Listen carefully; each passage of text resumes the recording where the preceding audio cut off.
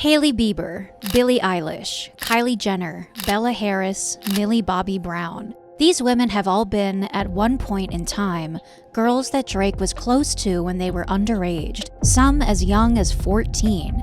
But these are only the celebrities. There are many documented cases of Drake engaging in eyebrow-raising behavior with other, less famous teenage girls. But this trend has not gone unnoticed. For years, there has been an almost unspoken suspicion that Drake may have a questionable preference. But it never progressed past what was, for a lack of a better term, bad vibes. That was until his recent rap beef with Kendrick Lamar, who blatantly accused Drake of having a particular interest in young girls, with one of the tracks accompanied by album art that would turn ordinary rap beef into something far more incriminating. The image in question ominously featured a mysterious assortment of items seeming to belong to Aubrey Drake Graham, one of which being a medication well known for its use in facilitating SA. But where did these items come from? Were they stolen? And what did it all mean? Then on May 10th, 2024, an anonymous account on Twitter posted a video of the items in their possession, along with a screenshot taken from the security footage of a hotel where they claimed Drake had disposed of these items. But why would Drake dispose of these items? Who were the people in the security footage? And what was Drake doing that night at a hotel featured in Jeffrey Epstein's Black Book? Kendrick Lamar and Aubrey Drake Graham, two rappers who were once friendly collaborators. He always said he was appreciative of my music. I've always been a fan of his music. Have now become bitter rivals, determined to tear down each other's reputation at any cost. It's crazy that this beef is affecting me this much, like I'm this invested. But when it comes to the feud that's being called the biggest hip-hop beef since Nas and Jay-Z, where did this war of words begin?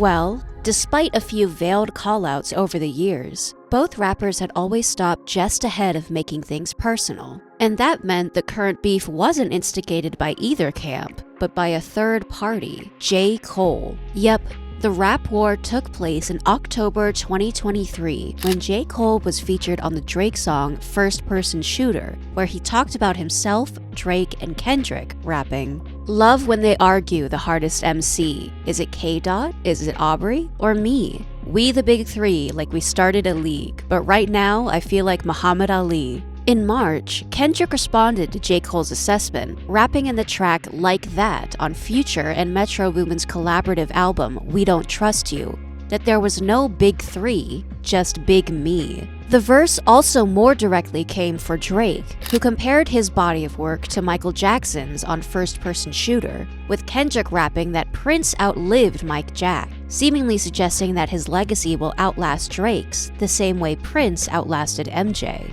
J. Cole was the first to acknowledge the dig, hitting back with the track 7-Minute Drill that critiqued Kendrick's latest album and suggested his rap peer had fallen off like The Simpsons, just days after Like That dropped. Yet, as if predicting events to come, J. Cole publicly withdrew himself from the feud on April 7th at the Dreamville Festival in North Carolina, where he told the crowd that he felt terrible over the past 2 days and almost relapsed after releasing the diss track. That shit don't sit right with my spirit. That shit disrupts my peace. He proceeded to ask Kendrick for forgiveness and state that he was looking to find his way back on his true path. Drake, on the other hand, well, he wasn't about to back down from a challenge. Speaking of challenges, life lately has been a challenge for a lot of us, financially speaking. But we've found a way you can relieve that stress, thanks to our sponsor for today's video, Free Cash, the Ultimate Rewards Program. Imagine making over $150 just by completing tasks or playing games on your phone, all from the comfort of your own home. All you need to start earning is sign up by creating an account with your email and password. Once you're in, choose from a variety of campaigns and follow the directions. From there, you just play and earn.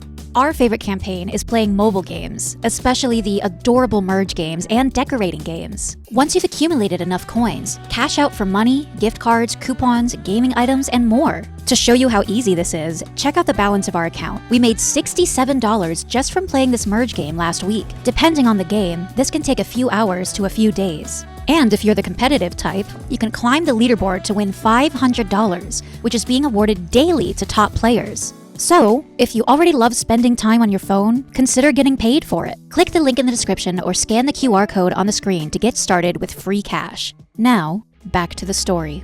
We'd like to note that while Drake and Kendrick initially lifted copyright restrictions on all their diss tracks to allow creators to make monetizable reaction videos, their labels had since been cracking down with copyright claims, so we'll strictly be reading the lyrics. And so, on April 19th, the rapper responded to Like That with his own diss track, Push-Ups. The song came for Kendrick, along with his Like That collaborators Future and Metro Boomin, as Drake claimed he was the star these rappers depend on to make names for themselves. Specifically, however, Drake used the track to list the many ways Kendrick did not measure up to him.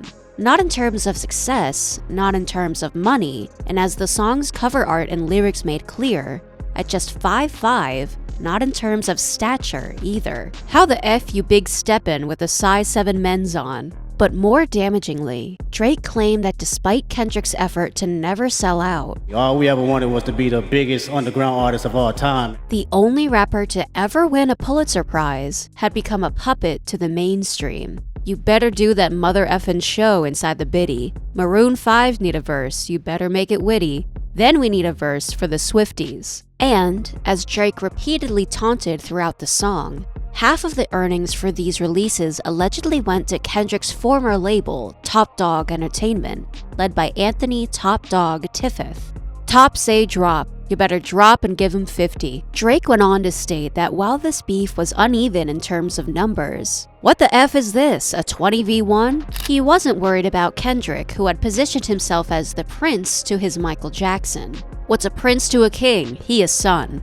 Nor was he concerned about the talent that his peer had enlisted to serve in this battle beside him, one of whom, Drake argued, shouldn't bother with rapping at all. Metro, shut up and make some drums. Then, at the end of the track's final verse, Drake left Kendrick with a warning. This ain't even everything I know, don't wake the demon up. Drop and give me 50, all you effing people teaming up. And with that, as far as listeners were concerned, the war had officially started. Yes, despite internet users being humored by the track's cover art and the digs, and even grateful for what the feud had already produced, as one user put it, "Thank you, Kendrick, for making Drake rap again." Many were already pleading for Kendrick to fight back. However, before Kendrick could respond, Drake released a second diss track that same day, and this time, the rapper's energy was directed squarely at his opponent. The track, titled Tailor-Made Freestyle, was swiftly removed from Instagram after Tupac Shakur's estate threatened to sue. As for why the late rapper's family was against the diss track, well, it turned out Drake had featured Tupac on the song, or at least an AI version of his voice. On the track, AI Tupac, an artist who is one of Kendrick's biggest inspirations, implied Kendrick had delayed his response to Drake in order to not interfere with Taylor Swift's release of the Tortured Poets Society. The AI voice, however, urged Kendrick to not waste any more time. He even provided tips for the rapper's comeback, including playing on the rumors about Drake liking young girls and encouraging him to be authentic in his lyrics, rapping, "All that stuff about burning tattoos, he is not amused. That's jail talk for real thugs. You gotta be you." AI Snoop Dogg, a mentor for Kendrick, also joined in on the track, questioning, "World is watching this chess game, but are you out of moves?" Then, finally, Drake entered the chat. Drake used the last verse of the track to claim that Taylor had to approve Kendrick's songs before he released them, and referred to the rapper and his peers as corporate industry puppets. In the song's outro, Drake told Kendrick that he wouldn't be allowed to just wait until the beef died down, but had to follow through, stating,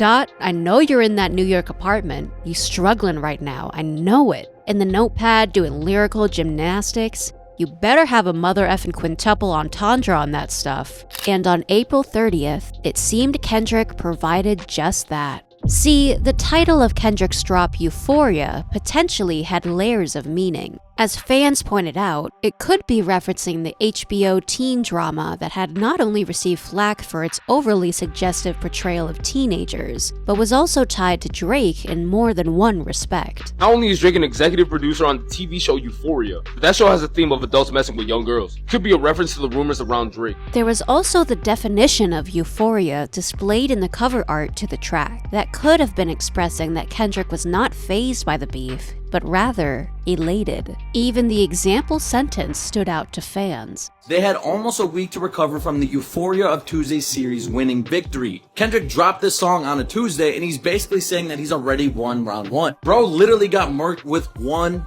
word. But what about the actual song? Well, the first line wasn't exactly a slam dunk.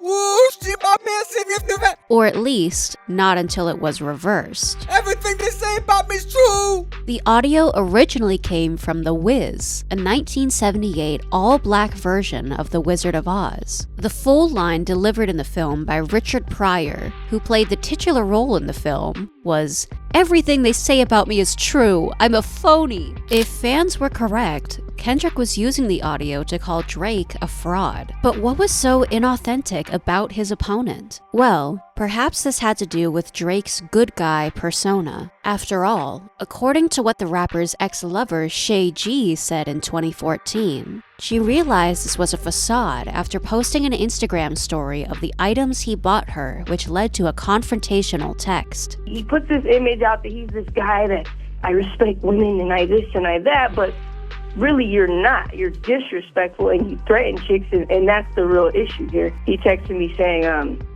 you run up the wrong tree, it falls on you. I got you, run up, is what he texted me. Falls on you. That sounds like a poem. And while the message wasn't immediately threatening, that became a concern to her after she heard a story from another woman. Where it became an issue is when he had another young lady that he was hanging out with. He had people come to her house. Or perhaps Kendrick was referring to Drake's alleged lies. See, in Push-Ups, Drake had rapped a line that on the surface appeared to be a metaphor relating the security presence his level of fame necessitated with the Whitney Houston movie The Bodyguard. I'd be with some bodyguards like Whitney. However, some believe the rapper may have been alluding to infidelity from Kendrick's partner, Whitney Alford, and it seemed Kendrick had come to the same conclusion as he denied the claim, rapping, "Fabricating stories on the family front cause you heard Mr. Morale, a pathetic master manipulator, I can smell the tails on you now. You're not a rap artist, you a scam artist with the hopes of being accepted."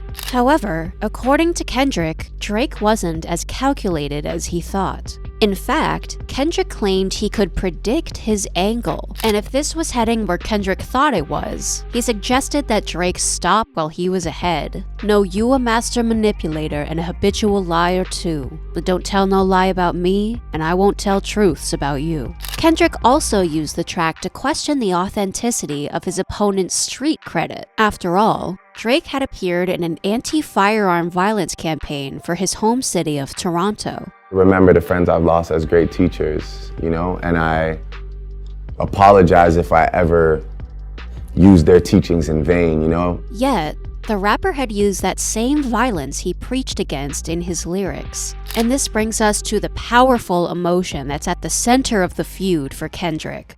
This ain't been about critics, not about gimmicks, not about who the greatest. It's always been about love and hate. Now let me say I'm the biggest hater. I hate the way that you walk, the way that you talk. I hate the way that you dress. I hate the way that you sneak this. If I catch flight, it's gonna be direct. We hate the women you sleep with because they confuse themselves with real women. And notice I said we. It's not just me, I'm what the culture feeling. Kendrick went on to suggest that Drake, who is half black and half Jewish, was uncomfortable with his identity and used black artists as props in his work to combat this. However, according to Kendrick, this alleged appropriation of black American culture hasn't worked as he still felt uncomfortable when Drake used the N-word. The track went on to play on a rumor popularized by media personality Joe Budden that Drake had his stomach sculpted. Let your core audience stomach that. Didn't tell him where you got your abs from. speculate on the rapper's sexuality. When I see you stand by Sexy Red, I believe you see two baddies. I believe you don't like women. It's real competition. You might pop booty with them. And claims Drake filed a cease and desist on the Like That. Try cease and desist on the Like That record? What? You ain't like that record? Then, similarly to Push-Ups, the track then ended with a warning. Whoever that's effing with them, F you people and F the industry too. If you take it there, I'm taking it further. Psst. That's something you don't want to do. Despite some backlash following Kendrick going after Drake's racial identity. I really hate that I'm defending Drake right now, but I gotta call a thing a thing. K-Dot, baby, your wife is just as whitewashed as Drake is. The online consensus was that J. Cole was likely pleased he bowed out early. Yup, I made the right decision. Considering Kendrick had cooked Drake with bars internet users were still trying to wrap their heads around. He said, headshot for the year, you better walk around like Daft Punk with a helmet on, because we're going for the head. But despite Kendrick's warning not to retaliate, that was further emphasized by rapper Rick Ross. Look, white boy, I know we not friends, but let me give you this advice, because you ain't got nobody around you. Or you ain't got no real around you. Let me just put it like that. Ain't no real. Stop. Don't respond. Drake seemed unfazed by the diss, even joking on Instagram that part of Kendrick's track sounded a little familiar. I hate the way you talk to me and the way you cut your hair. I hate the way you drive my car. I hate it when you stare. I hate your big dumb combat boots and the way you read my mind. I hate you so much it makes me sick. Kendrick, however, wasn't finished. And on May 3rd, the rapper dropped his second diss track, 616 in LA. Again, the title of the track could be attributed to multiple different meanings. Was Kendrick referencing Father's Day and taking a jab at Drake's childhood with an absent father figure? Was he suggesting Drake wasn't present in his own son's life? Did the cover art that displayed a Maybach glove suggest Kendrick was referencing OJ's ex, Nicole Brown's funeral? Was it a reference to Corinthians 6:16 that states, "He who unites himself with an adult worker is one with her in body"? Was it simply a tribute to Tupac's birthday? Or was one of the other dozens of theories circulating the internet correct? There's one that everyone keeps missing, and it's the very obvious One Piece reference, the anniversary for revenge. In the song, Kendrick took aim at Drake along with his record label OVO, a group that Kendrick hinted contained at least one mole. Are you finally ready to play Have You Ever? Let's see. Have you ever thought that OVO is working for me? Fake bully, I hate bullies. You must be a terrible person. Everyone inside your team is whispering that you deserve it. Yep. In another devastating blow for Drake fans, Kendrick implied that he had someone within Drake's camp that was feeding him information. Yo, Kendrick, you gotta stop. This bullying, bro. You bullying at this point.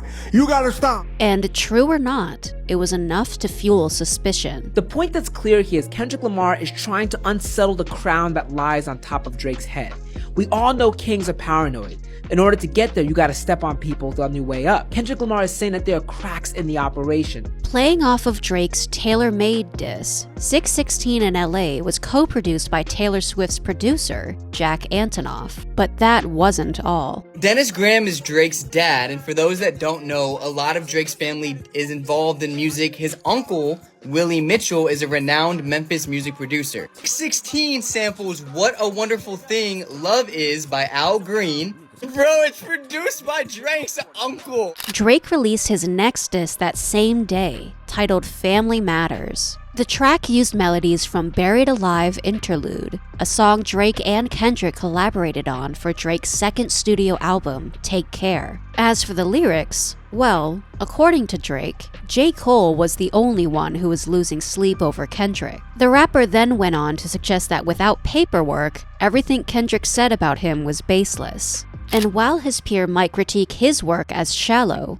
Drake suggested Kendrick's work was overly self-serious, stating on the track, "Always rapping like you about to get the slaves freed. You just acting like an activist. It's make-believe." Then, responding to Kendrick's critique of the women he hooked up as not real women, While this could allude to allegations of Drake's friendships and relationships with young celebrities, which we will discuss in further detail later, Drake seemed to have taken this as a diss to the type of women he's been involved with or interested in, which included Instagram models and adult entertainers. Drake said that he was openly attracted to all kinds of women, from black and white and everything that's in between, which the rapper added was more than Kendrick could say. Instead, he implied that Kendrick might be the one who was self-conscious about his own dating history that allegedly included Caucasian women and his partner who was mixed. And, according to Drake, skin tone was also possibly why Kendrick never posts his son on social media, as he rapped, "Why you never hold your son and tell him say cheese? We could have left the kids out of this, don't blame me." Later on in the track, the rapper added, "Our son should go play at the park, 2 light-skinned kids, that stuff would be cute, unless you don't want to be seen with anyone that isn't blacker than you." And this wasn't the only way Drake believed Kendrick was a hypocrite. The rapper used the track to suggest his opponent wasn't the good guy he portrayed himself as, but a dog who has been unfaithful to his wife, something Kendrick admitted to on his last album. However, according to Drake, Kendrick's partner, Whitney, returned the favor by not only cheating, but allegedly cheating with Dave Free, Kendrick's childhood best friend, his general manager, and the co-founder of his label, PG Lang. Drake even teased that one of Kendrick and Whitney's children may have been a result of cheating, alleging, "I heard that one of them little kids might be Dave Free." On the track, Drake also mocked Kendrick's reputation as a critic's darling, rapping, "Kendrick just opened his mouth, someone go hand him a Grammy right now." He also took a jab at Kendrick's trans uncle, which Kendrick revealed in his song Auntie Diaries, by implying his uncle is more of a man than Kendrick in the line, "Where's your uncle at? 'Cause I want to talk to the man of the house," and denied Kendrick's cease and desist claim about Like That, by instead claiming that Kendrick was the one that was trying to censor his material by contacting Tupac's estate. The biggest allegation in the song, however, was notably darker than any of these digs. It came in the middle of the third verse, where Drake rapped, "When you put your hands on your girl, is it self-defense 'cause she bigger than you?" Yes, according to Drake, Kendrick allegedly committed DV and was now living in New York away from his family and living a bachelor lifestyle. The song ended on the lines, "There's nowhere to hide, there's nowhere to hide, you know what I mean. They hired a crisis management team to clean up the fact that you laid hands on your queen. The picture you painted ain't what it seemed, you're dead." In the music video Drake created for the song, this is when Drake is captured meeting with alleged Hells Angels member Andre Kernu, a connection that perhaps added weight to his threat. Online, the reaction to the track was mixed. Some thought that Drake's assessment of Kendrick's relationship with race was unwarranted. Not only is Drake mocking slavery yet again, but he's also kind of throwing these jabs that just feel like really insecure digs at black culture in particular. Like the blacker the berry, sweeter the juice line, the gin and juice line. He's like clearly has an issue with Kendrick being so wholly from Compton. I think he goes in like that truly because he's just jealous. Like, I really think that's what it is. And his overuse of a certain word after Kendrick called him out for it made some listeners uncomfortable. When Drake responded to Kendrick with Family Matters, and the first word was ninja, I'm da-da-da-da-da, and he repeatedly said ninja the most times like he has ever said in a song ever in life, it hit me that, wow, this man weaponized the N-word to offend another black person, to say pretty much I can say it. And it hit me like, black people don't do that. Others, however, thought Drake made some valid points about Kendrick's alleged hypocrisy. I'm being completely objective here. If anybody is calling this, you're completely biased. Let's not lie here. He was talking about how Kendrick is a fake activist, how he talked about mixed people, but his wife is mixed. He was talking about how Kendrick be calling him a bad dad when Kendrick is barely in the picture for his son too. I don't even know what to say at this point. They both going crazy. But despite the mixed opinions over Family Matters, the track made one thing clear: the gloves were off. As some people have put it, this Kendrick response gonna be unhinged, LMFAO. Okay, this is starting to get nasty. Buckle up.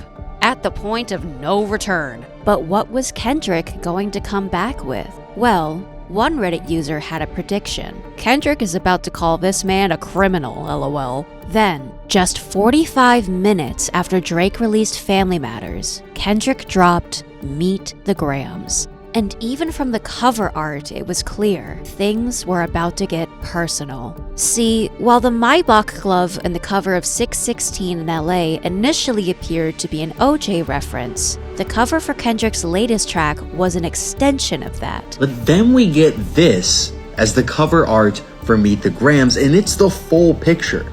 The cover art for Meet the Grams contained the glove as well as a dress shirt from the attic, receipts, and prescriptions made out to Drake, adding further to the suspicion that there was a rat in the rapper's midst. This picture alone is some horror movie level psychological torment. Kendrick said to Drake, "Hey buddy, just want to let you know that there are people around you that don't even like you, and they're just there for a check. In fact, people in your closest circle are willing to flip on you. And on top of that, I've got people in OVO."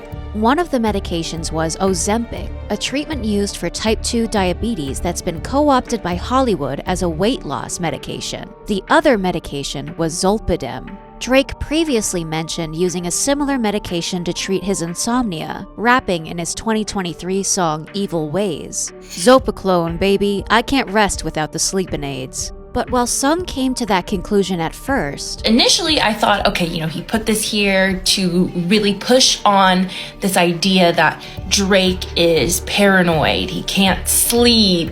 Some pointed out the medication had other, more nefarious uses. But it is also incredibly well known for being used to Bill Cosby people. Yet there were some who suggested the contents of the picture weren't individually meaningful. It was simply the fact that Kendrick had the items that gave the cover art its message. As one Reddit user wrote, "I think it's just Kendrick showing Drake he has genuine info from his people. That picture is probably something Drake sent someone personally. Basically something Kendrick or the public shouldn't have seen." However, when it came to the song itself, the first 3 verses weren't directed to Drake at all. The first verse was an apology to Drake's son, Adonis, on his father's behalf. "Dear Adonis, I'm sorry that man is your father. Let me be honest. It takes a man to be a man. Your dad is not responsive. I look at him and wish your grandpa would have wore protection. I'm sorry that you gotta grow up and then stand behind him."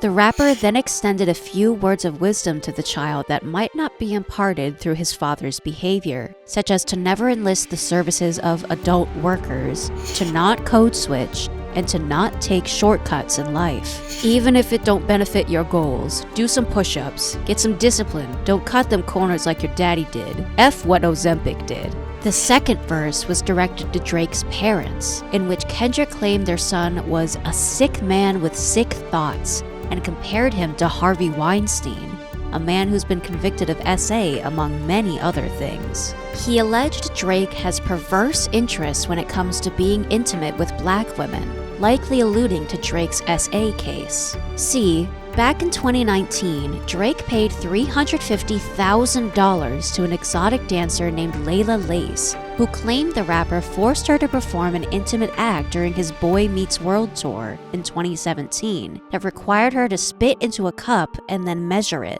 Kendrick believed the company Drake kept should also concern his parents, rapping, "He got SOs on OVO that he keep on a monthly allowance. A child should never be compromised and he keeping his child around them." The rapper was likely referring to Baka Not Nice, the former OVO security guard who pleaded guilty to physically mistreating a woman in 2015. He was also charged with trafficking and using women for adult work. However, these charges were dropped when the alleged victim refused to testify. Or perhaps Kendrick was alluding to something that was operating on a wider scale. I've been in this industry 12 years. I'ma tell y'all one little secret. It's some weird stuff going on, and some of these artists be here to police it. They be streamlining victims all inside of their home and calling them Tinder, then leak videos of themselves to further push their agendas. To any woman that be playing his music, know that you're playing your sister.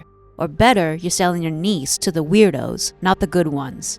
Yes, Kendrick had implied that Drake and others in the music industry were allegedly running a trafficking ring and that they allegedly had an interest in underage girls. This, however, wasn't the first time that Drake had been accused of possessing a perverse interest in young women. In fact, Drake's behavior had long struck certain internet users as suspect. Whether it was learning a fan he was dancing with at a Denver show was underage in 2010. How old are you? And proceeding to behave inappropriately. 17? Why do you look like that? You big. Well, listen, 17. I had fun. I don't know if I should feel guilty or not, but I had fun. I like the way you feel against my chest and stuff. I just want to thank you.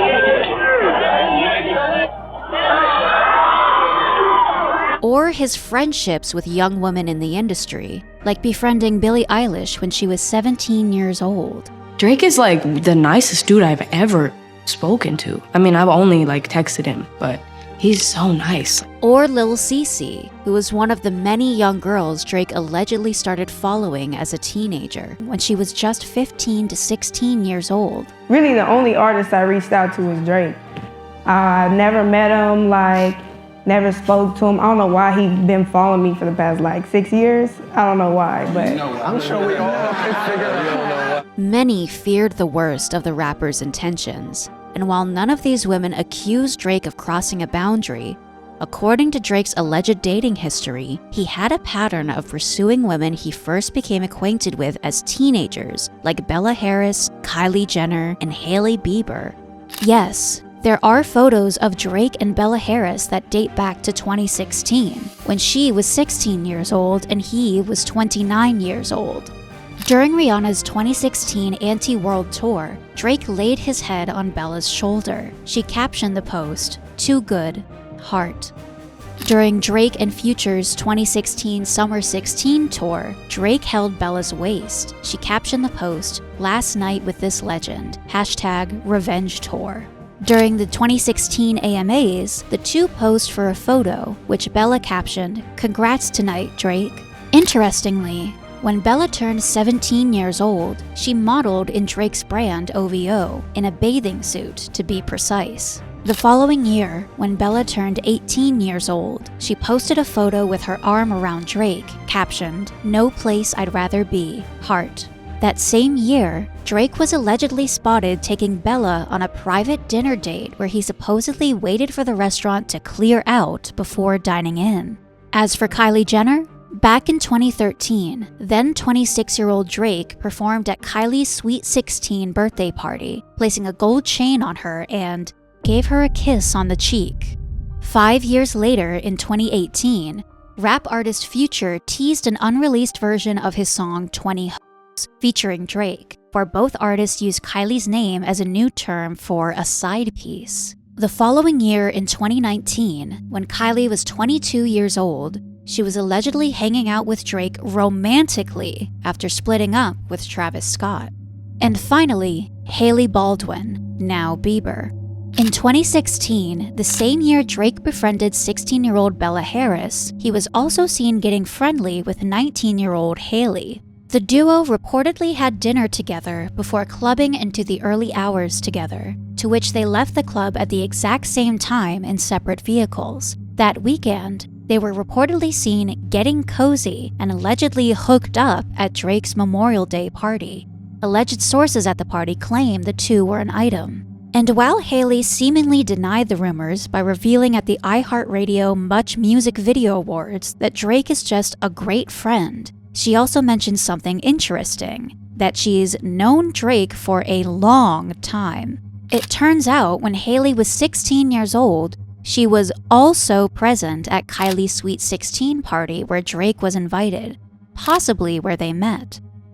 So, although it's possible nothing illegal happened, at the very least there would have been a substantial power imbalance in these relationships, since the brain doesn't fully develop until the age of 25, meaning teenagers are more prone to making decisions without understanding the consequences. It's also possible information is still under wraps, as teen internet personality Aya Tanjali recently alluded to. Would you let Drake like you? That'll be something I can't confess. I mean, not confess, something I can't talk about. Because that'll be in the court. You're a victim? No. Of course not. Why you said it'll be in the court? Because that'll be something Oh, you can't speak about it right now? that I can't speak about. Yeah. As for the trafficking allegation, well, Kendrick may have been referring to the notorious parties Drake hosts that women are allegedly scouted to attend. Internet users who allegedly attended these gatherings have claimed they could easily become sketchy, and one person claimed the environment had allowed Drake to allegedly hook up with their 17-year-old friend and take her virginity. One TikTok user alleged she and a friend were offered a mystery liquid by crew members before one of Drake's parties in Perth, Australia. And thank God I did, because I swear to God, one of the girls we were talking to was dead sober. She took one of the cups, was drinking it, and I swear she hadn't even finished it, and she was like swaying. The TikTok user claimed that Drake arrived at the party late and then left with the girl. And while she pointed out that these circumstances weren't unusual for a celebrity, the party was shady considering IDs were allegedly never checked. For girls to get picked out of crowds, I do think it is a little problematic that no one checked an ID. Or perhaps Kendrick had been referring to a larger operation. One social media user accused Drake of having ties to trafficking circles in Toronto. They, however, did not go into details about his involvement. On TikTok, another woman claimed she was offered a modeling and acting opportunity in Vancouver, BC, only to be allegedly trafficked to a group of wannabe rappers from Toronto that claimed to know Drake. They would entice us usually that if we were on our best behavior, that maybe then we'd get to be in a Drake music video. At one point, she said the rappers allegedly had the girls line up and began saying what girls would go with OVO and what girls would go on Epstein's Lolita Express. Some viewers, however, were dubious that they would have referred to Jeffrey Epstein's plane by that name, and others pointed out that just as the traffickers had lied about modeling and acting gigs to rope the girls into the industry, they could have also been lying about their affiliation with Drake. Still, some Reddit users have accused entrepreneur Jay Mulan, the owner of Area 29, the Houston adult entertainment club that Drake frequents, DJ Eric, and music executive James Prince of allegedly trafficking women for Drake. However, the allegations on Meet the Grams didn't stop at his criminal behavior. See, the third verse of the track was dedicated to someone the public wasn't familiar with, Drake's daughter. That's right. According to Kendrick, Drake had a secret child. Dear baby girl, I'm sorry that your father not active inside your world. He don't commit to much but his music, yeah, that's for sure. He a narcissist, misogynist living inside his songs. Try to destroy families rather than taking care of his own. Drake, however, denied this claim on Instagram, writing, "Nah, hold on, can someone find my hidden daughter please and send her to me? These guys are in shambles." As for the fourth verse of the track, well, that was dedicated entirely to Aubrey. In the verse, Kendrick told Drake he made things personal when he mentioned his family. He theorized Drake's troubled home life led to a gambling addiction and a dependence on alcohol, illegal substances, and spending, mainly in regards to soliciting women. Kendrick claimed Drake lied about his religion, his procedures, his use of ghostwriters, his kids, and most detrimentally of all, about Kendrick. You lied about the only artist that can offer you some help. Fuck a rap battle. This a long life battle with yourself. Again, the reaction to the track was mainly positive. However, not everyone was convinced that Kendrick was as morally superior to Drake as he positioned himself to be on the track. I'm saying this as a Kendrick Lamar fan and someone who's been a certified Drake hater for years, but it feels as if Kendrick Lamar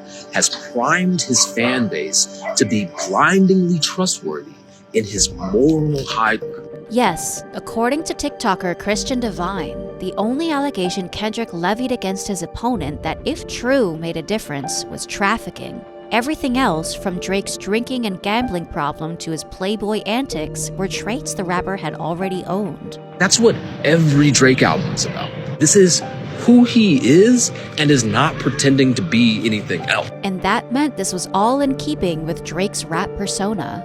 The allegations Drake levied against Kendrick, however, were not. If any of that Drake is saying about Kendrick Lamar is true, that moral high ground is not something that Kendrick can stand on to be like, oh, Drake's a liar, you just can't trust him. Christian pointed out that Kendrick was no saint. The rapper made a song on his album Mr. Morale and the Big Steppers about cheating on the mother of his children for years.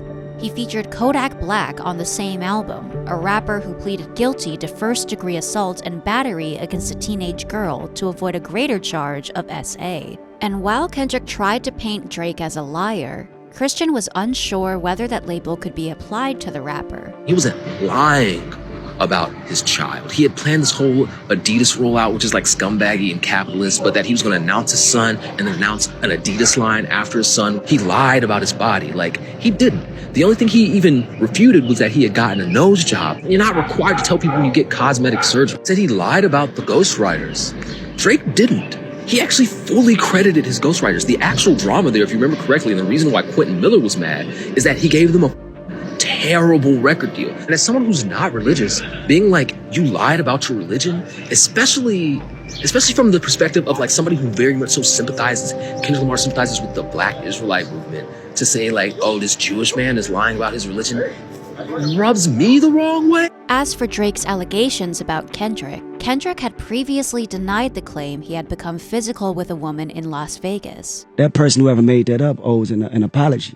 Not to me, but to women that actually go out there and get abused. But as the TikToker pointed out, this was a separate allegation. Drake is referencing recent things. And you guys are telling me that there was a clip 10 years ago of Kendrick Lamar dealing with similar allegations that he had to put away? One TikTok user commented on the post, "Critical thinking is so refreshing." And another user wrote, "They should have stuck to who's a better rapper, but once they started going after moral characters, they both lost." The majority of the internet, however, remained firmly Team Kendrick, but that didn't mean listening to Meet the Grams was a comfortable experience. No, it was clear Kendrick had taken his allegations to another level. One thing Drake really should have thought about before he made that, one thing every woman knows, is that a man who's 5'6", or 5'5", or however tall Kendrick Lamar is, a short king, if you will stoop to the depths of hell in terms of their pettiness. And what had started out as so lighthearted that some even speculated it was a public stunt had become something darkly personal that turned listening to Drake's music into a moral issue. It wasn't long before old Drake lyrics talking about differences in ages and high school pics were being looked at in a new light, and some lines were being given even darker connotations. For example, in Houston, Atlanta, Vegas from Drake's 2009 record So Far Gone, he rapped about an exotic dancer with lyrics that read, "You go get messed up and we just show up at your rescue. Carry you inside, get you some water and undress you. I give you my all and the next morning you'll forget who or why or how or when. Tonight it's probably about to happen all over again." As shortly after this, Drake rapped, "I never had you, although I would be glad to." Some have interpreted the lyrics to be about giving someone your all and helping them when they're inebriated, only for them to have no memory of it the next day. However, in light of Kendrick's allegation, others have interpreted to be about SA. Old tweets from Drake also resurfaced, including jokes about intimacy with minors, tweets that mention the now disgraced Diddy and Bill Clinton, and a statement about being owed a favor. As it goes online, this has also led to some fake quotes being circulated as fact, such as a tweet where Drake appeared to refer to himself as a predator that originated from the satirical music account Lyric Vault. This one was also deleted, I think 8 seconds after he posted it. And a comment on a Billie Eilish post about turning 18, where Drake claimed he'd been waiting along with a suggestive emoji, which was debunked back in 2019. But Kendrick's track hadn't just stirred a conversation, it prompted an investigation. Where's Drake's daughter? Where is Drake's daughter? Y'all taking too long. Yes, the internet was on the hunt to track Drake's alleged mystery daughter down, and it wasn't long before users had their first lead. Her name was supposedly Eternity, which happened to coincide with one of Kendrick's lyrics. Kendrick said, "You need to know that love is eternity."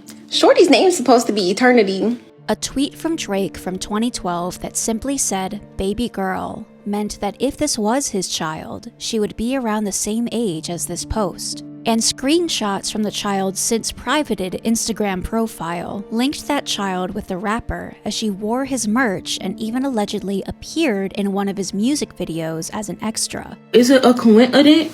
I don't think so. However, not everyone was convinced the girl was Drake's child. After all, photos of Drake posing in family photos with a baby and a mother may have looked incriminating at first. That looks a lot like Drake, but also he said he don't be hiding his kid from the world, he be hiding the world from his kid, so who knows? However, as internet users quickly pointed out, Drake did not look like that 10 years ago. Some users also didn't see the resemblance between the child and rapper, and others pointed out that Drake's baby girl tweet was likely for the late R&B singer Aaliyah's birthday, as she was known to fans as Baby Girl. Of course, she did have Drake's face on her birthday cake. However, by that logic, was the other celebrity featured on the cake Taylor Swift, her mother? Still, online sleuths have found old posts suggesting that Drake might have another child, including a 2015 article from a publication in Mumbai that mentioned Drake had a 2-year-old at the time. There was also a Reddit post from January, months before the beef between Kendrick and Drake was making headlines, where a user asked if Drake had an older child, writing, "Does anyone remember DMV 95.5 The Big Tigger Morning Show? Around 2009, I vividly remember Drake hopping on the call on radio saying he just welcomed the birth of his child and Big Tigger congratulating him. This was way back, and I feel since he wasn't as big, it might have been scrapped or forgotten." One user commented, theorizing that Drake had been calling the mixtape his child. However, this was quickly dismissed by the original poster, who recalled that Drake mentioned he was in the hospital, making it doubtful he was talking about the project. But one user found the interview that the Reddit user seemed to be referencing, and there was no mention of a baby. Drake had, however, just had surgery on his leg, which was perhaps why the user remembered him referencing a hospital. It's a very, very successful surgery. Right. That's something that I'm thankful for. And so, without any definitive proof, the search for Drake's alleged child continued. But clearly, this detective work did not distract listeners from Kendrick's release the following day that proceeded to break the record previously held by Drake for the most song streams in a week by a rapper. Yep, the public was still invested in the feud, and Kendrick was invested in delivering. The cover art for Not Like Us displayed red markers that are used to identify a certain type of person on the SO registry. Let's just say these dots represent people that aren't allowed close to schools, not allowed close to parks, or really malls, or really anywhere. And all 13 of these markers were located at Drake's 50,000 square foot Toronto mansion nicknamed the Embassy. And if that cover hadn't made it clear Kendrick had no intention of dropping the allegations he voiced in Meet the Grams, he is not only doubling, he's quadrupling down on this idea. The rapper's lyrics sure did. "Say, Drake, I hear you like I'm young. You better not ever go to cell block 1.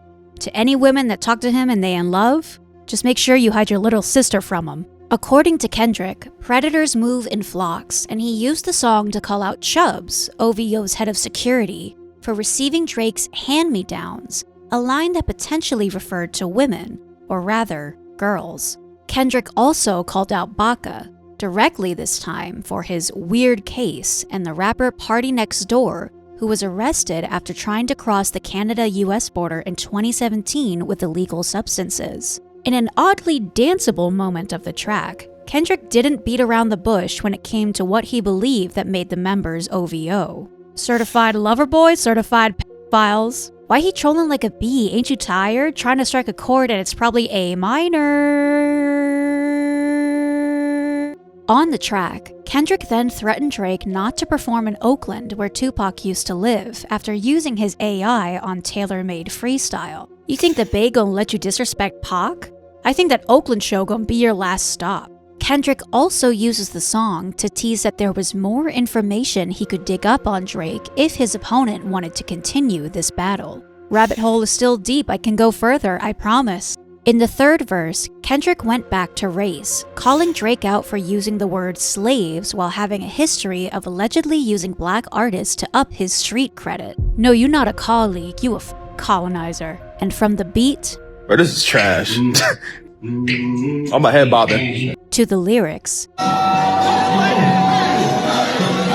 many deduced that Kendrick had again come out of the battle on top. This be a lesson. Do not play with Kendrick Lamar. He's the greatest of his generation. He's one of the greatest rappers of all time. He respects the culture. He do what he's supposed to do. And he just knocked off your favorite pop star. Good night. Drake, however, wasn't ready to call the feud quits just yet. And so, on May 5th, he dropped another track titled The Heart Part 6. The song, which was named after Kendrick's ongoing 5-part The Heart series, was used by Drake to deny the allegations Kendrick had levied against him. To do this, he revealed that Kendrick's inside source might not have been so reliable after all. We plotted for a week and then we fed you the information. A daughter that's 11 years old, I bet he takes it. We thought about giving a fake name or a destination, but you so thirsty you're not concerned with investigation. That's right.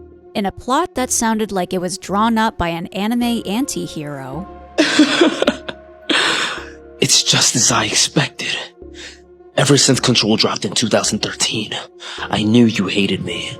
So immediately after that, I started my plan. And for the past 11 years, I've hired a girl to play my daughter since the day she was born. You forgot I was an actor before rapping, Kendrick. And that was your biggest mistake.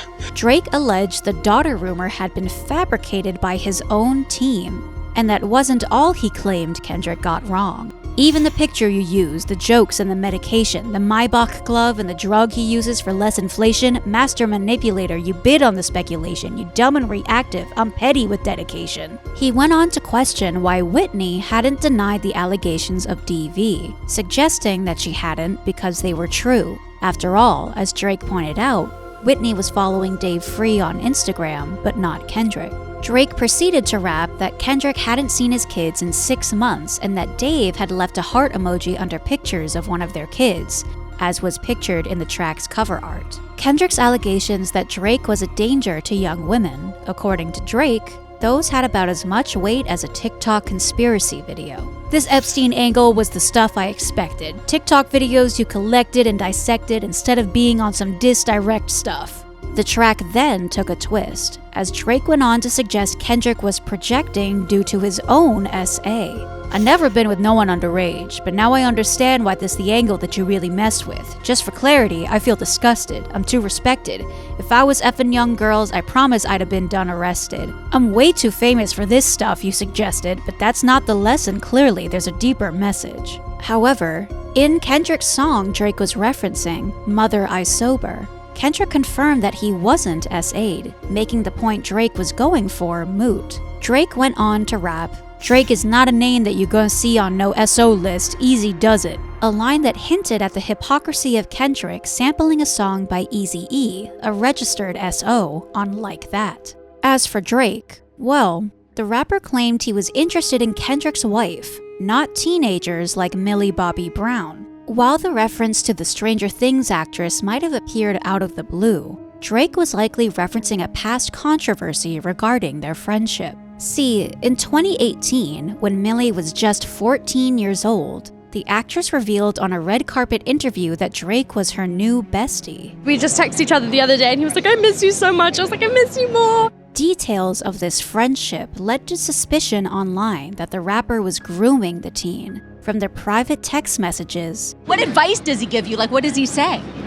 About boys. He helps me. What? Yeah. He's great. He's wonderful. I love him. What's his advice with boys? You know, that stays in the text messages. To their hangout sessions when Millie was just 13 in Brisbane, Australia. And he was such a fanboy, and I was such a fangirl that and honestly, we text all the time now. He helps me with everything, like just life lessons.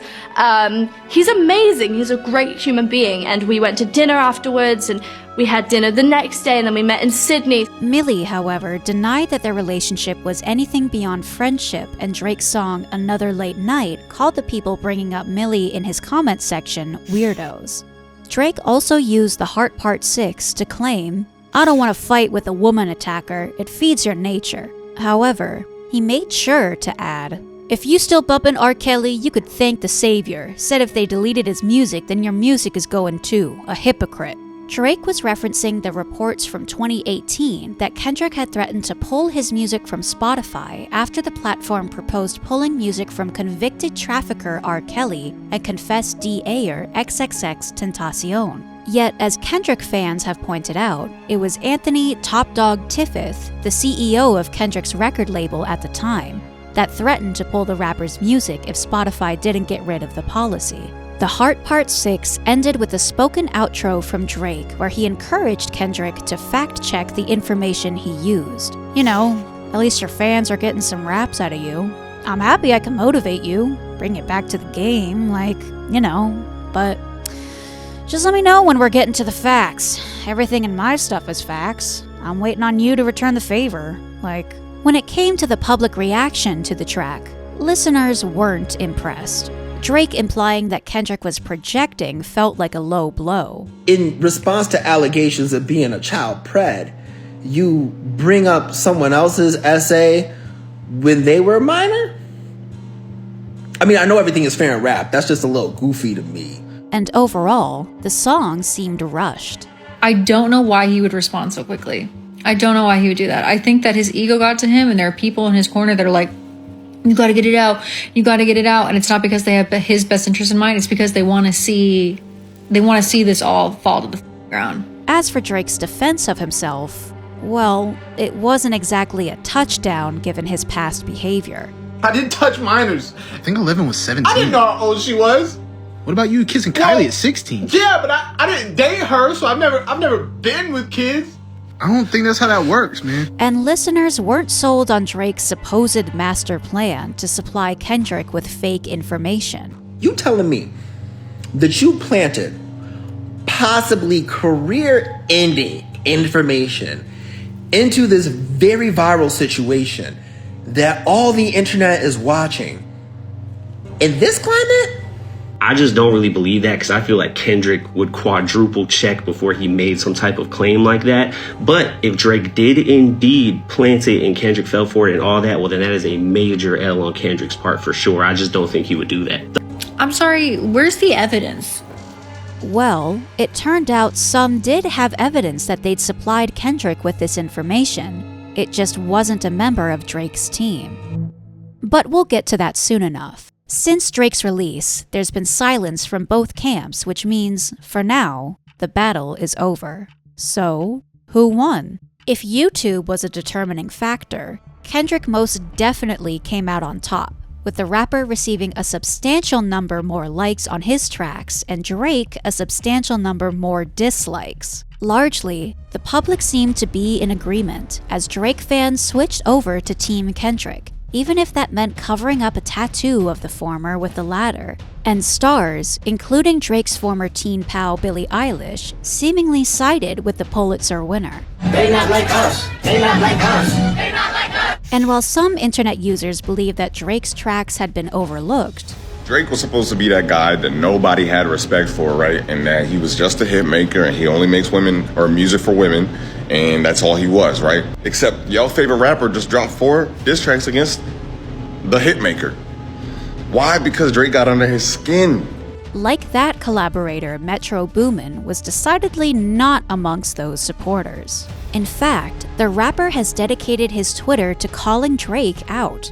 Whether it was an old video of Drake dismissing Toronto slang that Metro hashtagged colonizer. The guys at our school, instead of addressing people like a group, like saying like, what are you guys doing? Say man's like you, and just means like a group. That's interesting. It's not, it's really ignorant. A clip of Drake saying the N-word with a hard R, or speculating on the rapper's sexuality. You're a homo. But while Metro's online antics have attracted thousands of likes, some users called the rapper out for switching on Drake, whom he'd formerly praised, for seemingly having an endless supply of clips and photos of the rapper saved on his phone, and for his hypocrisy, like calling Drake out for painting his nails, yet featuring A$AP Rocky, who did the same thing on his album. Still, Metro continued his virtual smear campaign against Drake and even encouraged others to do the same by creating competition for aspiring rappers to win a beat and $10K when they added their verses to a song called BBL Drizzy. The concept played on the 2021 meme that compared effeminate cosplays and images of Drake to the BBL effect, which is a supposed phenomenon where people who receive the surgery begin acting like a baddie. The lyrics of the track, which quickly went viral, included, "I'm thicker than a Snicker, I'm thicker than your ninja. Don't act like you don't know me, these yams deserve a trophy. Baby, it ain't no mystery, got the best BBL in history." Soon enough, Drake was being roasted by teenagers, in other languages, and even by himself. Sort of. That's right. In the rapper's recent feature on Sexy Red's You My Everything, Drake also used the BBL Drizzy beat. However, in his verse, he suggested the nickname better suited his status as a BBL benefactor to women who asked him to fund the surgery. But it turned out, Metro wasn't the only Twitter presence intent on terrorizing Drake. See, back before Drake revealed the items on the cover of Meet the Grams had been planted by his team, internet personality and friend to Drake, DJ Academics, claimed they were stolen from Drake's father. This cover art contains things that is from Drake's pop's suitcase. A story the internet immediately poked holes in. Like, it very clearly says Aubrey Graham on here and on the Ozempic, so I'm not really buying that. But what I am buying, and what I'm pretty sure everybody knows now, is that Kendrick knew the whole time. He mapped this out and played Drake like a fiddle. And seemingly to set the record straight on both the allegations made by DJ Academics and in The Heart Part 6, a Twitter account emerged. On May 10th, under the handle Ebony Prince 2K24, the user tweeted, "Number 1.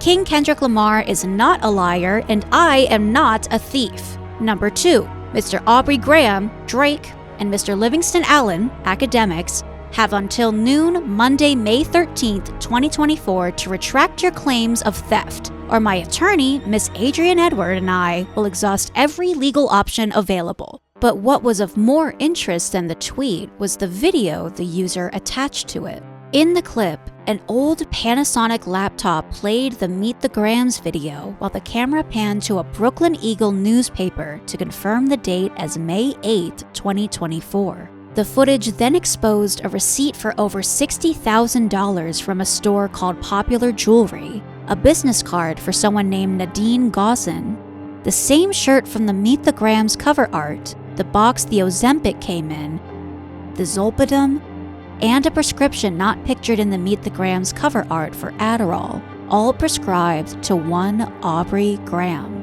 The footage then panned over to the window, where the Brooklyn Bridge was lit up under the night sky. Internet users immediately began sleuthing and discovered Drake had visited Popular Jewelry in New York on July 20th, 2023. And 4 days later, the owner of the business card, Lebanese jewelry designer Nadine Gauzen, posted with the rapper. Internet users even noticed the name of the doctor on the Ozempic prescription, Michael Farzam, was familiar. The name of the doctor on that prescription is the same doctor that that prescribed Kanye West's medicine. And that same day, Ebony Prince tweeted a photo he hoped would jog Drake's memory as to where he discarded those items. He then alluded that whatever happened that night, Jimmy Brooks, the basketball star Drake played on Degrassi as a teen who was left wheelchair-bound after a school shooting, would not have been proud. The image appeared to be a still of security footage of a hotel lobby from January 22, 2023, where a hooded figure, possibly Drake, stood beside Christopher Alvarez, a journalist with a skeletal disorder. And 3 days later, Ebony Prince posted a snippet of the footage that appeared to show Christopher Alvarez again, wheeling away. This stirred speculation that the person running the account could be Christopher Alvarez, seeing as he worked for the same newspaper Ebony Prince had featured in his video, and seeing as Drake's character Jimmy Brooks was also disabled, could have explained why the fictional character would have been disappointed if a confrontation occurred.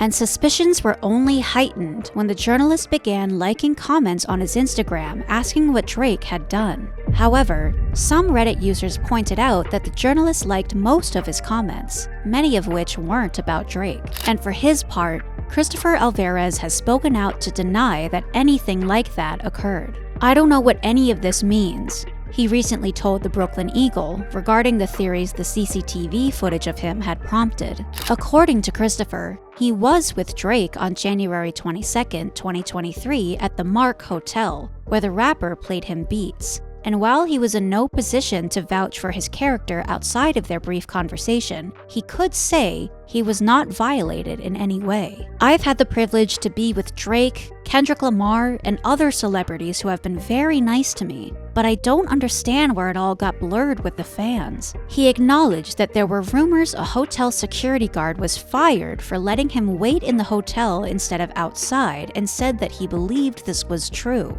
I'm sorry to him and his family. Good people doing good things out of the kindness of their hearts should not be condemned, and the Mark Hotel should reassess who they put at the top of the chain. He claimed he'd been receiving spam messages accusing him of being a snitch, of accepting hush money, and that he was on Drake's plan because he followed underage high school girls. According to Christopher, however, he was just a journalist whose MO was to hold those in power accountable, not to protect rappers. While some Kendrick fans weren't satisfied by the article, others believe the journalist had provided important information on what had occurred, including that an employee was fired and no altercation had taken place. As one Reddit user put it, "You guys ain't even actually reading. It's not a nuke because life isn't a movie, but it does have some interesting details that should put some rumors to rest." And another user pleaded, "Can we please leave this dude alone now? He's just trying to live his life, man."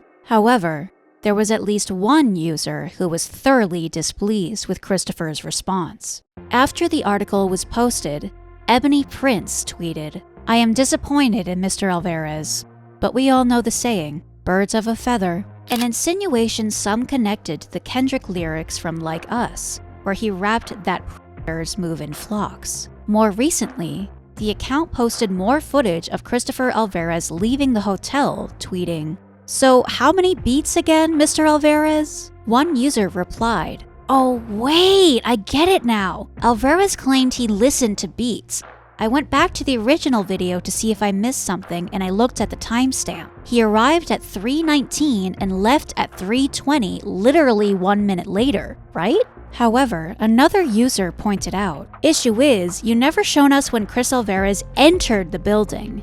You showed us a clip at 3:18 with him already inside, and then a clip at 3:19 him leaving. What about showing us a clip when he entered the building, so we can actually see how long he was in the hotel for?" Yes, despite a promising start, users had become increasingly skeptical about the Twitter account's claims, considering there was no proof that any of what he showed was real, and the timelines he provided often didn't add up, such as the CCTV footage he posted to jog Drake's memory of what happened in January 2023, when the prescriptions were from July 2023. And while some theorized Ebony Prince was just giving the location where the items were discarded, not the time, for the most part, it was difficult to piece together what exactly the Twitter user was trying to say at all. And given his cryptic tweets and habit of saying things like "silly rabbit," it wasn't long before the person behind the account earned a nickname. It's giving a Riddler, y'all. I don't know what this man talking about. I don't know what's going on for real, but I would like to know. Yes, like the Batman villain who was known for involving riddles in his evil schemes, Ebony Prince had a habit of claiming he had information without ever providing any facts. This included cropping the supposed evidence he had and alluding to dark deeds and cryptic tweets. Still, internet users have been able to garner some theories from the user's posts. Ebony Prince had tweeted that on the day the security footage was recorded, 2 Black American men became unemployed, and someone, supposedly Drake, had made an enemy. Many believe the Riddler had worked at the hotel given the access he seemed to have, and that Drake had previously rapped in champagne poetry. "I even got the cleaning staff plotting extortion on me." As one Reddit user put it, makes sense. Probably already tried to extort Drake before and it didn't work, so jumped on the opportunity when the beef was brewing. The account all but confirmed this by posting a video of Drake entering the Mark Hotel in New York while a fan was being restrained, writing, "I've stood next to you in the rain to keep the paps and fanatics away. I became essential during your stays, having to cancel vacations and all to ensure things like this didn't happen." And after being doxxed, the account seemed to publicly reveal his identity. Yes, according to Ebony Prince's posts, he was a security guard named Darren Walker who had received a letter from the New York District Attorney's Office back in October when he was being prosecuted for something unknown, and, according to a video at a gun range, was a pretty good shot. What any of this meant, well, perhaps one Reddit user was right, and these were posts only Drake would understand. However, what Ebony Prince made clear was that he had more on Drake than just some receipts and medication. On May 13th, the account tweeted, "Dear Aubrey, did you really think this was all about a shirt and some scripts? This was about diamonds! Time for some hard truths." Attached to the tweet was a video that showcased a necklace and a pair of earrings. He followed the post with a photo of more jewelry, leading to speculation that the security guard had stolen jewelry from Drake, lost his job because of it, and now was extorting the rapper for money. One user connected this revelation to Kendrick's 616 in LA that referenced rapper Cash Doll's robbery of $500K worth of jewelry, telling Drake, "Find the jewels like Cash Doll, I just need you to think." Had Kendrick been pointing Drake in the direction of the Riddler? But as some continued trying to piece together what they believed the account was saying, others were over Ebony Prince's cryptic posts that always seemed to lead to more questions than answers. And so, when the account asked, "Who are these other moles?" one fed-up user responded, "I don't know, you have all evidence, just release it." And when the Riddler asked, "Why is the truth so expensive?" another user responded, "Because you're asking for money instead of dropping." That's right. While the account said they would consider talking about the facts with YouTuber Tisa Tells, it seemed the user was prepared to offer the evidence up to the highest bidder, as they announced they would auction off the items on November 9th, 2024. However, Ebony Prince has claimed that those items that don't sell at the reserve price of $250,000 will be relisted for 1 cent, potentially giving the average person a chance to see what, if any, evidence the Riddler has. The account has also begun taking the alleged evidence on tour across America, photographing and filming it in various states. But Ebony Prince wasn't the only one that had called Drake out on an alleged lie. On his stream, DJ Academics confirmed that the items belonged to Drake and were taken from the Mark Hotel, noticeably not going along with Drake's story that they were planted. Drake did knew that they were stolen. I don't know if he's like trying to reverse psychology it, saying, well, now I know it's stolen and I know what you have, I'm gonna play off of it. And there was at least one piece of information that caught Drake and OVO off guard, that Drake had a daughter. From everybody I've talked to, including Drake, we can't even see any, like, we don't even know where this came from, and Kendrick said it so definitively in what was supposed to be his biggest song, which was supposed to be the biggest expose. However, by this point, the internet had seemingly moved past Kendrick's allegations and onto larger conspiracies. See, on May 13th, Ebony Prince had tweeted, "I will never forget this," along with a sigil of a fish and the letter K that was soon connected to the Mark Hotel's restaurant Caviar Caspia, which Ebony Prince had also tweeted cryptically about. "My eyes are not trained to determine age. They are trained to decipher adult from adolescent. Young Theodore made changes to how we monitored youngins." Young Theodore was likely referring to Theodore Weintraub, the son of a prominent New York doctor. who allegedly had a vendetta against the Mark Hotel after they refused to serve him alcohol when he was 17 in 2021. And so, in a bizarre scheme that has led to a defamation suit, he returned to the establishment 2 years later with hired protesters to chant outside the establishment and declare that the hotel denied the Holocaust, that they spread disease, and that they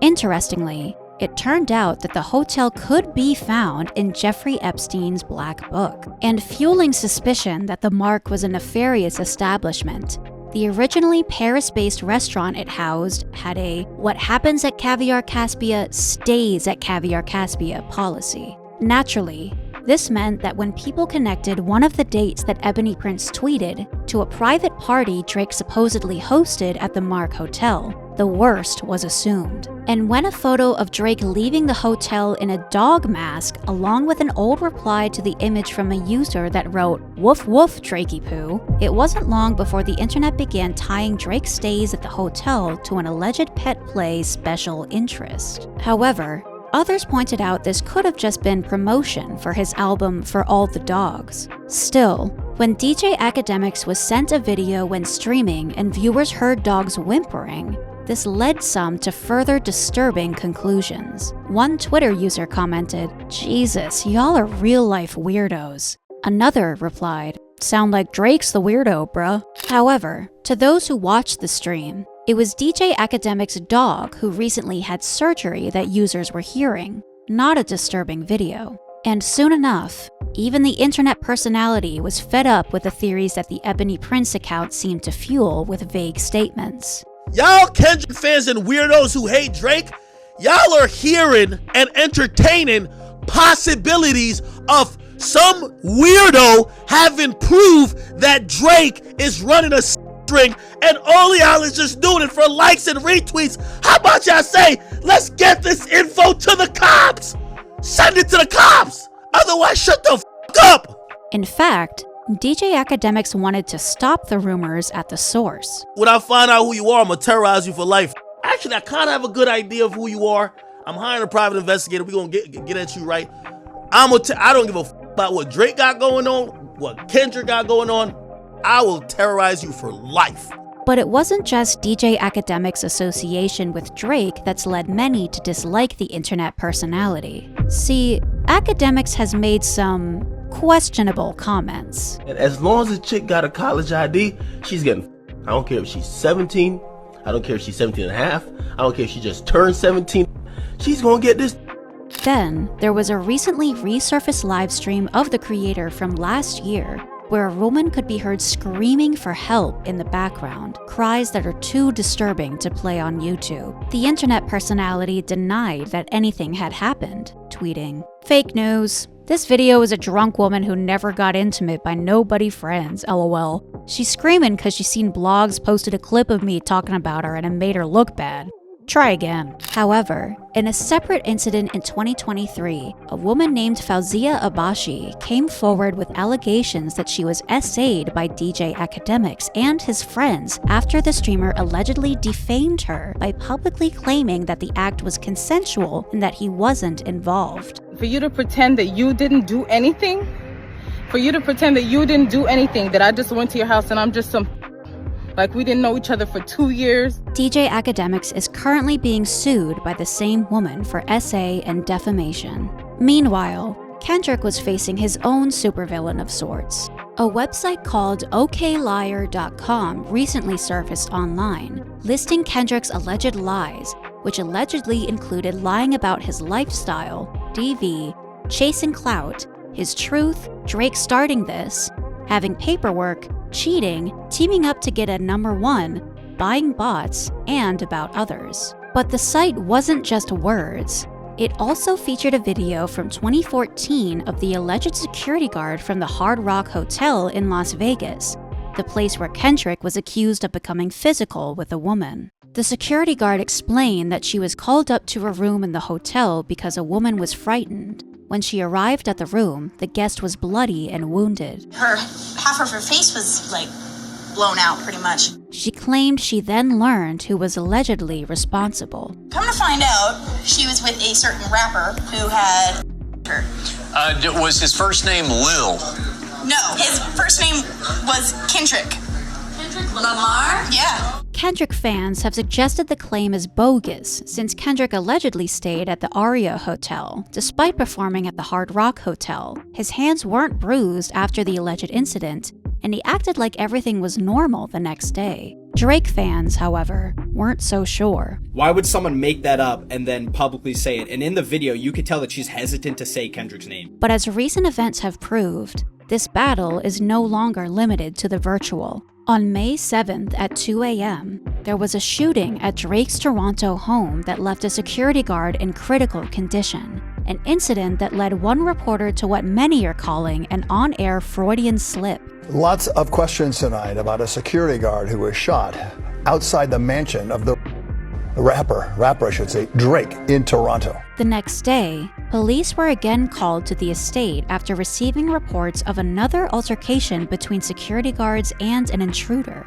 The unidentified man, who was reportedly in his 20s, was apprehended at the scene under the Mental Health Act. Necessary? Is that necessary? Not sure. CCTV. Is that necessary? It's CCTV. I'm asking you a question. Is it necessary? Yeah. It really isn't. The next day, another trespasser was arrested. Footage sent to CTV News shows 3 security guards standing over a man on the property on Park Lane Circle. But the recent action at Drake's Toronto estate hasn't made the rapper reconsider his home base. In fact, according to rumors circulating online, he was planning to bunker down in Canada after he exited the US permanently. But does this rumor have any validity? Well, last year it was reported that Drake had listed his final US property in Beverly Hills for sale at the not-so-economical price of $88 million. And while some believe that this was an effort to flee from his alleged crimes, you can't get charged for crimes in the United States if you don't live in the United States. The fact that Canada and the USA have an extradition treaty that means Canadian citizens can be charged with crimes in the US makes this unlikely, especially considering that Drake bought a property in Texas recently. Interestingly, through the recent intrusions in Toronto, CBC News learned that the security company Drake uses isn't on the books. Have a look at that vehicle. Jungle Lion Security presents itself as Canada's #1 provider of security services. But no one answered our repeated calls, and the firm doesn't appear to have a website. We obtained Ontario Transportation Ministry records showing the license plate on the company's vehicle is registered to Aubrey D. Graham, better known as Drake. And the only person listed in the security firm's public profile is the man seen next to Drake in this video, his reported head of security, known to fans as Chubbs. Some Twitter users pointed out this could be to avoid taxes and wasn't necessarily nefarious. Others, however, thought this could be indicative that OVO was doing their best to cover up something big. So, where does that leave Kendrick and Drake? Well, Kendrick hasn't spoken up since his last diss, Not Like Us. But Drake, he seemingly can't stop talking about Kendrick or the feud. On June 9th, Drake posted an IG photo with the caption, "Goats don't worry about one-trick ponies." While people initially thought he was taking a dig at Kendrick, others pointed out it may be about Joe Budden, who called Drake a one-trick pony in how he handled his feud with Kendrick. And then on this you just dropped, as hard as it was, you still being catchy. Your opponent is dancing around styles and controlled a mood change. On June 16th, Drake made a Father's Day post, which may have been trolling Kendrick for accusing him of having a secret daughter. The post featured his son and his father, and he captioned the post, "3 generations. Happy Father's Day to the ones guiding their daughters and sons." Since then, Kendrick has released a music video for Not Like Us. Kendrick has responded to Drake in a subtle way. And while there's a lot to unpack in the video, here are the main things that stood out. Firstly, the music video was released on the 4th of July, Independence Day, an even deeper dig at already calling Drake a colonizer, since African Americans weren't truly free on this day due to colonizers. The same way Drake, half Caucasian, allegedly uses black artists for his own benefit. Secondly, The music video was directed by Dave Free, and there is a scene where Kendrick is dancing happily with his wife and kids, directly contrasting Drake's accusations that Kendrick has a poor relationship with his family. Thirdly, there is a black and white scene where someone is in a mask, who looks oddly similar to Drake in his album cover for Dark Lane demo tapes. The figure creeps up to Kendrick before getting pulled back, possibly symbolizing that Drake can't touch Kendrick. Fourthly, there is a scene where people dance inside a shipping container, forcing you to think about people inside containers, a possible reference to human trafficking, which many have alleged Drake and his crew may have ties to. Fifthly, the main backdrop in the video takes place in Compton, California, Kendrick's hometown, with a block party chanting "Not Like Us," likely implying that he has his hometown backing him up. Lastly, Kendrick uses owl symbolism 2 times in the video. The owl likely symbolizes Drake, stemming from Drake's OVO brand. In one scene, Kendrick is seen striking an owl piñata, likely implying he beat Drake in this rap battle. Inside the piñata was colorful candy, a possible reference to Drake's alleged attraction to minors. Then, at the end of the video, Kendrick is shown walking away from a white owl in a cage, likely representing wanting Drake to be locked up for his alleged behavior. Others have also pointed out a double meaning that owls are predators in nature, preying on mice, possibly the same way Drake and others could allegedly be preying on minors. It seems the beef has come to a close, or at least a pause. The impact of the back-to-back releases is still reverberating throughout public discourse. One positive byproduct of this is that hip-hop, a genre that had been declining in popularity over recent years, has re-established its grasp on popular culture with songs from both Kendrick and Drake, making it onto Spotify's US Top 10 and the Billboard Hot 100. However, with an impression this great comes fallout. As various journalists have recently critiqued, both rappers had no issue working alongside and platforming men accused and convicted of victimizing women throughout their careers. Yet, when it came to using women's alleged trauma as a punchline or a bar to win a rap beef, neither hesitated to claim the moral high ground. So while Kendrick may have won the beef according to virtual scorekeepers, when it comes to a battle of unverifiable allegations, does anyone come out on top?